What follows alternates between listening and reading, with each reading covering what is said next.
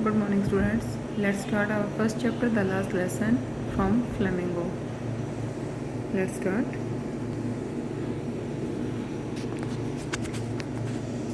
हाँ जी, the last lesson जिसके हमारे जो ऑथर हैं दैट इज़ अल्फोंस ड्यूरेट। 1840 to 1897 इनका जो एक लाइफ स्पैन था। ये एक फ्रेंच नॉवलिस्ट थे और शॉर्ट स्टोरी लिखते थे, शॉर्ट स्टोरी राइटर थे। जो लास्ट लेसन है ये उन दिनों की है जब फ्रांस और प्रूशिया के बीच में वार था, जो कि 1870 to 1871 तक चला था। इसमें जो फ्रांस था उन्होंने प्रूशिया को क्या कर दिया था, हरा दिया था। इसके बारे में है ये। Let's start. I started for school very late the morning that and was a great dread of a scolding, especially because Mr. Hamel had said that he would question us on participles and I didn't know the first word about them. कि उस दिन school के लिए सुबह मैं देर से गया था और मुझे डर भी था कि मुझ पर काफ़ी सारी डांट पड़ेगी, ख़ास तौर पर इसलिए कि एम हैमल ने कहा था कि वो हमें पार्टिसिपल का प्रश्न पूछेगा और उसके बारे में मैं एक शब्द भी नहीं जानता था। For a moment I thought of running away and spending the day out of the doors. एक पल के लिए तो मेरे मन में आया था विचार कि मैं दूर भाग जाऊं और कहीं बाहर जाकर खुले वातावरण में अपने दिन को बिता लूं। And it was so warm so bright. लेकिन क्या था कि मौसम बहुत गर्म था और सुहावना था, धूप भी निकली हुई थी। And the birds were chirping at the edge of the woods and is open field back of the sawmill the Prussian soldiers were drilling.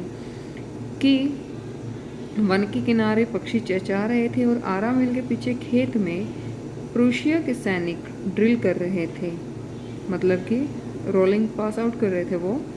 इसके बाद है it was all much more tempting than the rule for participles but I had the strength to resist and hurry off to the school. कि participles के जो नियम थे उनसे काफ़ी ज़्यादा आकर्षक मुझे बाहर का वातावरण लग रहा था, लेकिन मैंने फिर भी थोड़ी सी अपने अंदर शक्ति पैदा की और मैं विद्यालय की तरफ दौड़ पड़ा।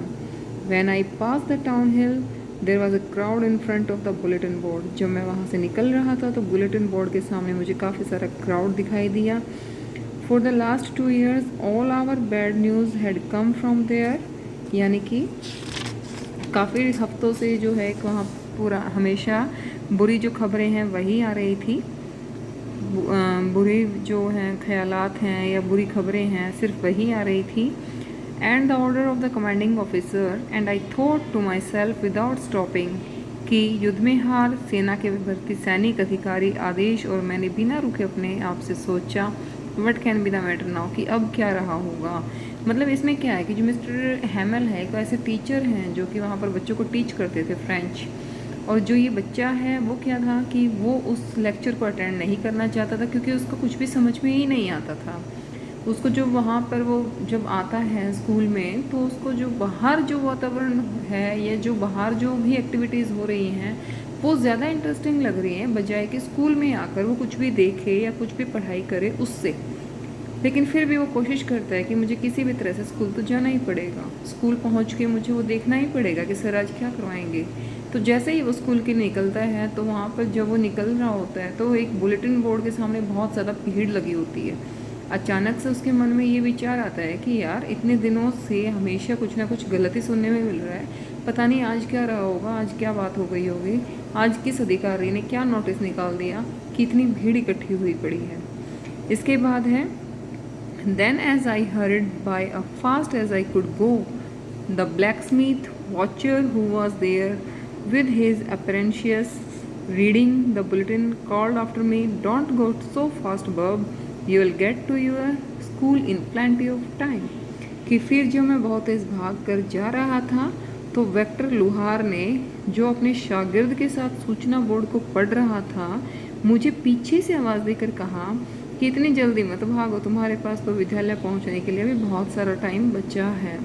यानी कि जो उनके जो हैं लोहार वगैरह वो उस बुलेटिन बोर्ड के सामने खड़े थे और उसको पढ़ रहे थे, तो उन्होंने अचानक से उस बच्चे को ये बोला कि बेटा तुम इतनी जल्दी जल्दी क्यों भाग रहे हो, अभी तो बहुत सारा टाइम पड़ा है तुम्हारे पास। I thought he was making fun of me, मुझे लगा कि शायद वो मेरा मजाक बना रहे हैं। And reach mister हैमल little garden all out of breath, और मैं एम हैमल के छोटे से बाग में हाफते हुए पहुंच गया। Usually, when school began, there was a great bustle which could be heard out in the street, the opening and closing of desks, lessons repeated in unison, very loud with our hands over our ears to understand better, and the teacher's great ruler rapping on the table. कि अक्सर जब विद्यालय शुरू होता है तो काफ़ी सारा शोर हमें सुनाई देता है और वो इतना ज़ोर से होता है कि वो हमें सड़क तक सुनाई देता है।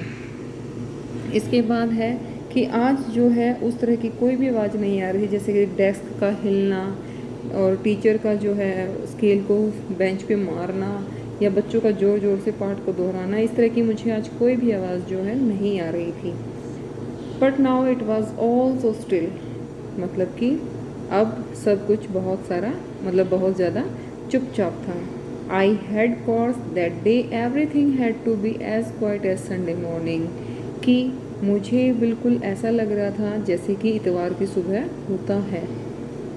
ठीक है, इसके बाद है through the window I saw my classmates already in their places, मैंने विंडो के थ्रू अपने क्लासमेट्स को देखा और उनको उसी जगह पर पाया। And M Hamel walking up and down with his terrible iron ruler under his arm, और जो मिस्टर हैमल थे वो हमेशा की तरह अपने बगल में एक स्केल को दबाकर, यानी कि एक डंडे को दबाकर इधर उधर वो घूम रहे थे। एंड गोइंग बिफोर एवरीबॉडी, ठीक है। उसके बाद you can imagine how I blushed and how I frightened I was, कि अब मुझे सबके सामने दरवाज़ा खोलकर अंदर जाना था, तो तुम सोच के देखो कि मुझे कितना ज़्यादा शर्मिंदा होना पड़ा होगा और कितना ज़्यादा मैं डर रहा था। मुझे इसका आभास भी नहीं है, यानी कि इसकी कल्पना भी नहीं कर सकता कि मुझे कितना डर कर अंदर जाना था। But nothing happen. Mister हैमल saw me and said very kindly, go to your place quickly little friends, we were beginning without you, कि कुछ भी नहीं हुआ। मुझे देखकर एम हैमल ने बहुत ही दयालुता से कहा, जल्दी ही अपनी जगह पर जाओ छोटे फ्रेंड्स, तुम्हारे बिना ही हम पाठ शुरू करने लगे थे। I jump over the bench and set down at my desk, bench के ऊपर से मैंने छलांग लगा दी और अपने डेस्क पर मैं जाकर बैठ गया। Not till then when I had got a little over my night fright did I see that our teacher had on his beautiful green coat, his frilled shirt, and the little black silk cap all embroidered that he never wore except on inspection and prize days। यानी कि मतलब इसमें ये बता रहा है कि जो हमारे सर थे, मिस्टर हैमल थे, वो बहुत ही अच्छा सुंदर सा अपना एक हरा कोट, झालरदार कमीज़ और कढ़ाईदार छोटी सी रेशमी टोपी पहने हुए थे, जिन्हें वो बहुत कम पहनते थे, कभी कभी पहनते थे। सिर्फ वो तब पहनते थे जब कोई फाइनली फंक्शन होता था। ठीक है। Beside the whole school seemed so strange and solemn, मतलब कि मुझे जो उस दिन पूरा विद्यालय था बहुत ही ज़्यादा अजीब और गंभीर दिखाई दे रहा था। इसके बाद है but the thing that surprised me most was to see on the back benches that were always empty the village people sitting quietly like ourselves, old Hauser with his three-cornered hat, the former mayor, the former postmaster, the several others beside। मतलब कि हमारे जो उस दिन हमेशा जो खाली पड़े रहते थे पीछे के बेंच, आज वो बिल्कुल वहाँ पर गांव के लोग जो है चुपचाप बैठे हुए थे। बुजुर्ग हौसर था, उनके अपने 3 कोणों वाले टोपी पहने हुए था। उसके अलावा जो हमारे पूर्व मेयर थे, पोस्ट मास्टर थे और काफ़ी सारे लोग थे जो वहाँ पर बिल्कुल उदास से बैठे हुए थे। इसके बाद है एवरीबडी लुक सैड, सभी के सभी जो थे बहुत ज़्यादा उदास दिखाई दे रहे थे। And Hauser had brought an old primer, thumb at the edges, and he had held it open on his knees with his great spectacles lying across the pages। कि जो हमारे बुज़ुर्ग हौसर हैं अपनी पुरानी पहली किताब अपने साथ लेकर आया था, जो अंगूठों से किनारों पर मैली हो गई थी और अपनी गोद में यह खोलकर रखी हुई थी और उस पर उसका चश्मा जो था वो पड़ा हुआ था।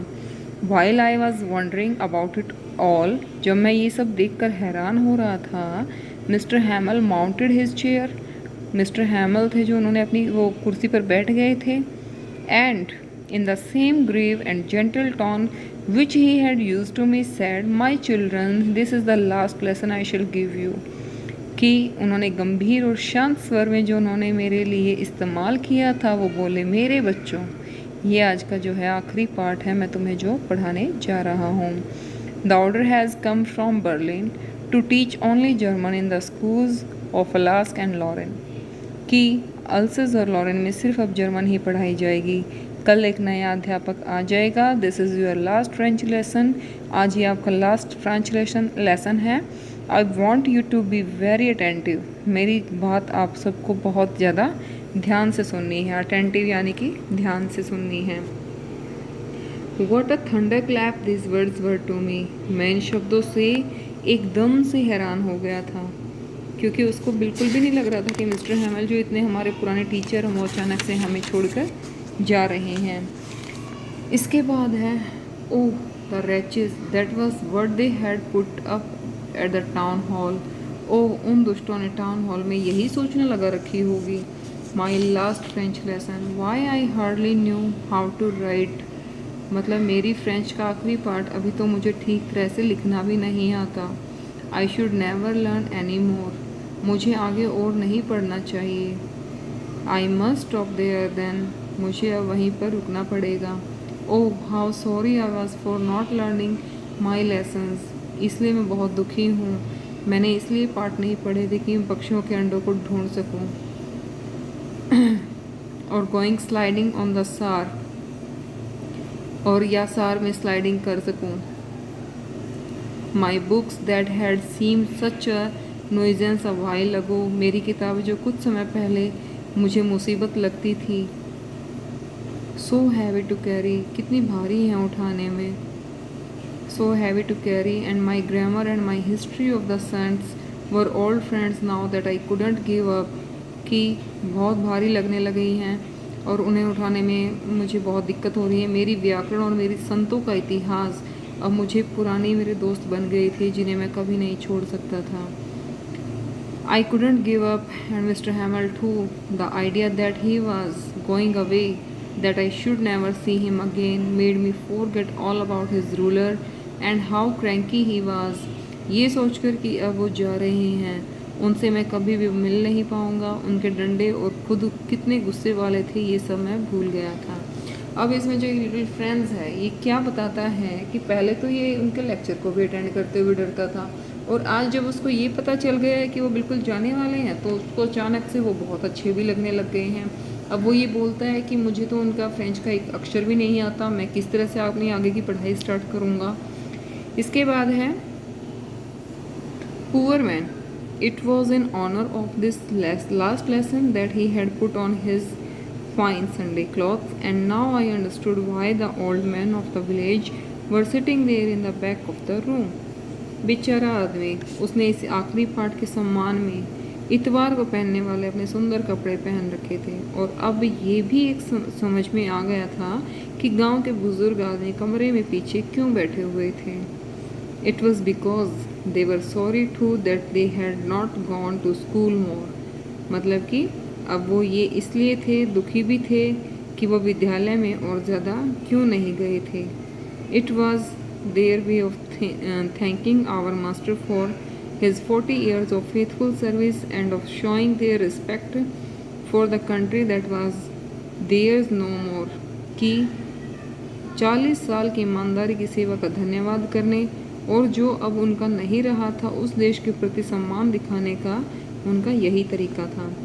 While I was thinking of all this, I heard my name called, कि जब मैं ये सब कुछ सोच रहा था तो मैंने अपने नाम को बुलाते हुए सुना। It was my turn to recite, अब मेरी बारी थी सुनाने की। What would I not have given to be able to say that dreadful rule for the participle, although very loud and clear and without one mistake। यानी कि सुनाने के लिए मैं क्या कुछ करने को तैयार हो गया था, तेज और साफ शब्दों में पार्टिसिपल्स के उन भयानक नियमों को सुनाने के लिए, और वो भी बिना किसी गलती के, यानी कि बगैर किसी मिस्टेक के मैं उनको सुनाने के लिए बिल्कुल तैयार था। But I got mix up on the first word and stood there holding on to my desk, my heart beating and not daring to look up, कि लेकिन पहले ही शब्द में मैं तो अटक गया था और अपने डेस्क को पकड़कर खड़ा हो गया था। मेरा दिल धड़क रहा था और अपनी नज़रें ऊपर उठाने की मुझ में हिम्मत भी नहीं थी। ठीक है बेटा, यानी कि इसमें वो ये बता रहा है कि जो मिस्टर हैमल है वो अब उनका चैप्टर जो था वो ख़त्म होने वाला था और वो वहाँ से जा रहे थे। इसमें हम आज इतना ही करेंगे। इसके बाद इसके कुछ क्वेश्चन आंसर्स हैं वो मैं आपको बता देती हूँ। जो इतना हमने पार्ट पढ़ा है इसके कुछ क्वेश्चन आंसर्स हैं। Like the people in this story suddenly realise how precious their language is to them. What shows you this? Why does this happen? कि जो लैंग्वेज थी वो उनके लिए कैसे ज़्यादा प्रीशियस थी, ये कैसे शो करती है। People of Alsace and did not know the importance of their language was to them. कि जो वहाँ के लोग थे उनको अपनी लैंग्वेज की इम्पोर्टेंस का ही नहीं पता था। They considered it for granted all the time. They did not make effort to learn it in the school, but all of sudden an order written on bulletin board took away their right to learn their own language in the school. The language of the rulers, the outsider language was imposed on them. Then they realized all of sudden the importance of their language, what they were going to lose. कि पहले तो उनको अपनी भाषा समझ भी नहीं आती थी, उनको इंटरेस्ट नहीं था। अब अचानक से जब उनके वहाँ पर रूल बना दिया गया है दूसरी भाषा को पढ़ने का, तो उनको अपनी भाषा की इम्पोर्टेंस का पता चल गया है। Even the old people of Alaska were sorry that they had not learned the language properly. कि वहाँ के जो लोग थे वो उस लैंग्वेज को प्रॉपरली नहीं कर पा रहे थे। Then Mr. Hamel told them that they must stick to their language if they want to free from the prison, because it was the key to open their prison's door. कि अगर आपको अपनी सलाखों से बाहर निकलना है तो आपको अपनी इस लैंग्वेज को सीखना ही होगा, वरना आप हमेशा इन सलाखों के पीछे ही रह जाएंगे। ठीक है बेटा, ये आपका फर्स्ट क्वेश्चन है, ये आपको करना है। और इस चैप्टर में जो आपने अभी तक यहाँ तक पढ़ा है उसमें सिर्फ आपने एक इम्पोर्टेंस के बारे में देखा है कि जो बच्चा है उसको अपनी भाषा से इतना डर लगता है, उसे अपने टीचर से इतना डर लगता है कि वो उनके पीरियड को अटेंड तक नहीं करना चाहता। मिस्टर हैमल जो उनके टीचर हैं वो उनसे बहुत ज़्यादा डरता है, लेकिन अचानक से जब उसको ये पता चल जाता है कि आज जो मिस्टर हैमल है वो उनको बिल्कुल छोड़कर जा रहे हैं, अब उनको पढ़ाने वाला और कोई नहीं है, कल से कोई नया टीचर उनको पढ़ाएगा आके, तो उसको काफ़ी डर लगता है और काफ़ी ज़्यादा अपने आप पर शर्म भी आती है कि क्यों मैंने इनका कोई भी लेक्चर ढंग से अटेंड नहीं किया, क्योंकि उससे तो उसमें कुछ भी नहीं आता। जो भी मिस्टर हैमल ने उनको पढ़ाया था उसमें उसको कुछ भी समझ में नहीं आता। ठीक है बेटा, तो आप इतना चैप्टर कर लीजिए। आपका हाफ चैप्टर आज कवर हुआ है, हाफ चैप्टर आपका जो रह गया है वो कल तक मैं करवा दूँगी। इसके कुछ वर्ड मीनिंग्स भी हैं इफ़ यू वांट। जो इसमें मेन वर्ड्स आते हैं वो आपको करने हैं। Like in a great read, that is greatly scared, यानी कि बहुत ज़्यादा सहमा हुआ। स्कॉल्डिंग यानी कि डांट डप्ट जिसे बोलते हैं डराना डांटना। वुड यानी कि जंगल फॉरेस्ट। रेजिस्ट यानी कि अपोज। बुलेटिन बोर्ड यानी कि नोटिस बोर्ड। मेकिंग फन यानी कि लाफिंग।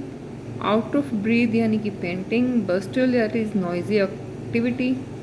टेरिबल यानी कि ड्रेडफुल, इस तरह की। Kindly with sympathy. फ्राइट यानी कि फियर।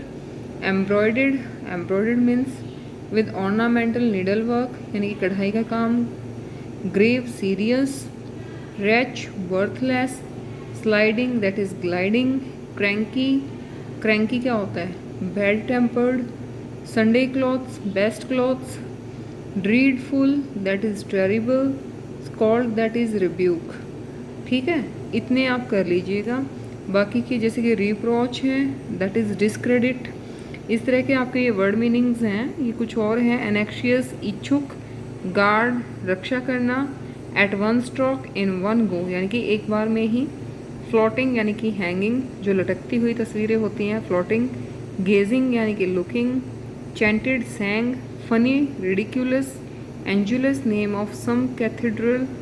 चौक यानी कि ब्लॉक। ठीक है, ये आपके वर्ड मीनिंग्स हैं। ये इनके क्वेश्चन आंसर्स थे जो अभी हमने एक रीड किया था। ये इसके लॉन्ग क्वेश्चन आंसर्स थे। इस तरह से आपको करने हैं। एक इसमें एक क्वेश्चन और है। What was friends expected to be prepared with for school that day, ये क्वेश्चन है। और what did Franz notice that was unusual about the school that day, what had been put up on the bulletin board. ये तीनों questions आपके अब तक जो हमने पढ़ा है इतने को कवर करते हैं कि फर्स्ट में तो है जैसे कि that day Franz was expected to be prepared with the lessons topic participle, कि फ्रांस जो था उसने ये उम्मीद कर रखी थी कि जो पार्टिसिपल्स का जो पार्ट पढ़ाया जाएगा उसके ऊपर उससे कुछ सुना जाएगा। Ordinarily when the school started there was a big noise and activity. Unusual क्या था कि जब स्कूल स्टार्ट होता है तो उस दिन काफ़ी सारी एक्टिविटी होती है, काफ़ी आवाज़ आती है स्कूल से, लेकिन उस दिन कोई भी आवाज़ नहीं आ रही थी। Noise could be noticed in the street, but that day there was not noticed any type of sound from the school. फिर है बुलेटिन बोर्ड पर क्या था ऐसा, bulletin board was pasted up on the bulletin board. The bulletin gave information regarding German language, said that only German would be taught in the school of Alaska and Lorraine. French would not be taught till now. इस तरह से ये 3 questions आपके हैं और कुछ word meanings हैं. You have to prepare them. Okay, bye.